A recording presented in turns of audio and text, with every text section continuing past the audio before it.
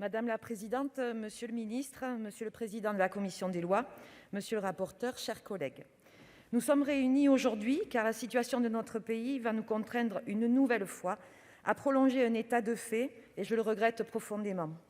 À la veille de l'allocution du président, nous pouvons craindre que de nouvelles annonces viennent renforcer un état d'urgence qui ne dit pas son nom.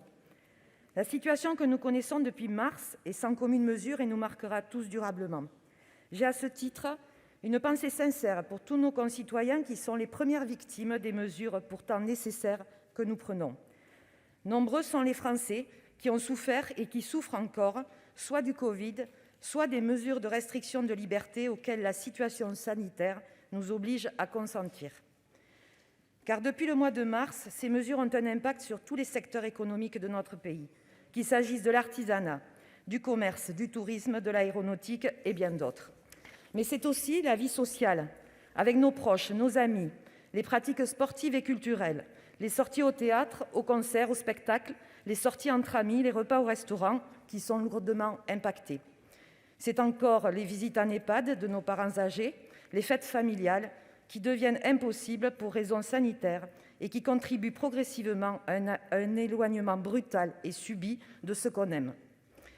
J'aimerais alors saluer le courage, la ténacité d'une majorité silencieuse de Français qui respectent les gestes barrières et les règles d'éloignement, bien que cela génère de la frustration et de l'incompréhension. Cette incompréhension et la perte de confiance qui en découle, elles naissent de trop nombreuses volte-face, de retours en arrière, de mesures incompréhensibles de la part du Gouvernement et de règles parfois difficilement applicables sur le terrain, tout cela à grand renfort de spots télévisuels anxiogènes et d'une communication frénétique. L'augmentation en cette fin d'été de la propagation du virus, du nombre de cas confirmés et d'hospitalisations appelle toutefois notre vigilance. Ces indicateurs épidémiologiques ne sont bien entendu pas les mêmes partout, car vous le savez, le virus ne circule pas de manière uniforme sur le territoire. Nous ne sommes certes pas dans la même situation qu'en mars, mais la prudence s'impose si l'on souhaite lutter efficacement contre ce qui s'apparente de plus en plus à une deuxième vague.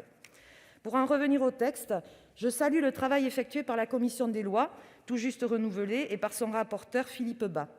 Le raccourcissement à 3 mois, au lieu de 5, de la durée de prorogation du régime de sortie d'état d'urgence sanitaire est une bonne chose, même si lors de nos précédents débats, le groupe RDSE avait regretté que l'on fasse du droit d'exception le droit commun. Force est de constater que nous ne sommes plus réellement en état d'urgence du fait de la sortie du confinement généralisé, mais que nous sortons du champ du droit commun au vu des dispositions que nous prorogeons aujourd'hui et qui deviennent de facto de moins en moins exceptionnelles. Concernant les dispositions prévues à l'article 2 et suivants, les membres de mon groupe et moi-même, nous nous retrouvons dans les mesures ajoutées par la commission qui amènent certaines garanties afin d'encadrer la mise en œuvre des systèmes d'information. Nous demandions depuis le départ la pseudonymisation de certaines données traitées et je me félicite qu'elle ait été ajoutée et que la commission se soit rangée à la décision rendue par le Conseil constitutionnel de mai dernier. Autre apport que je tiens à souligner, c'est la volonté de mettre fin au retard systématique du Gouvernement concernant la publication des avis du comité scientifique. Nous sommes ici, je crois, tous d'accord pour dire que la forme de rétention d'informations à laquelle nous faisons face est une anomalie. D'autant plus que ces avis sont des outils majeurs pour nous permettre d'exercer notre contrôle parlementaire et de légiférer convenablement. Sur l'article 2 encore, j'aurai un mot sur l'application Stop Covid, dont l'utilisation est hélas plus que limitée. Si seulement près de 2,5 millions de Français l'ont téléchargée, plus de la moitié d'entre eux l'ont d'ores et déjà désinstallée. La faute à un manque d'information, mais surtout à un manque et une protection des données jugées trop faibles également. En effet, les craintes que de nombreuses associations et parlementaires soulevées se sont avérées fondées.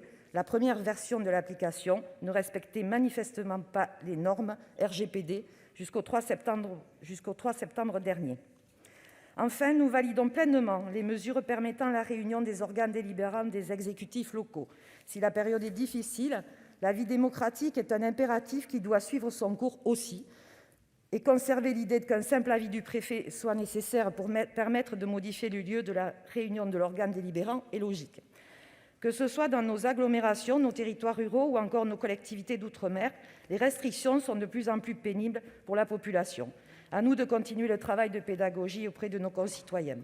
En conclusion, et vous vous en doutez, mes chers collègues, ces mesures, nous ne les votons pas de gaieté de coeur, mais l'accélération rapide de la circulation du virus ne nous laisse pas d'autre choix. Vous l'aurez compris, le groupe RDSE votera cette prorogation de la sortie de l'état d'urgence sanitaire. Je vous remercie.